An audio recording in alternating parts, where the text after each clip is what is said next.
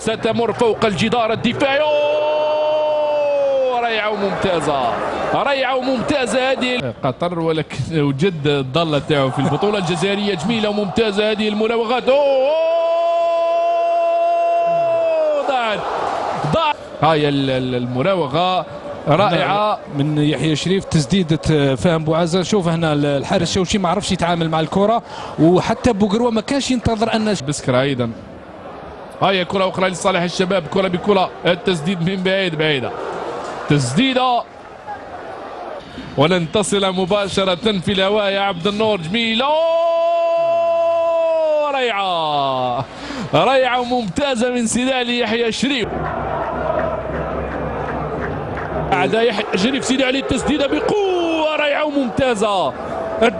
عفوا التسديدة قبل وزداد مع هذه البداية، ويعطي المباراة نسق ومنعرج آخر. الرأسية ما زال الخطر، وفوزي شوشي 90 ندية حاضرة والأرقام شاهدة. وهذه الكرة من بوقروة رائعة وممتازة، كرة بوقروة التسديدة. الثنائية محمد دراج يلعبها مع ربيح يواصل. هل سيوزع باليمنى؟ ربيح يحتفظ بها وتوصل الكرة. ما زالت الكرة لربيح، يبحث عن توزيع الكرة بالطريقة اللازمة. جميلة،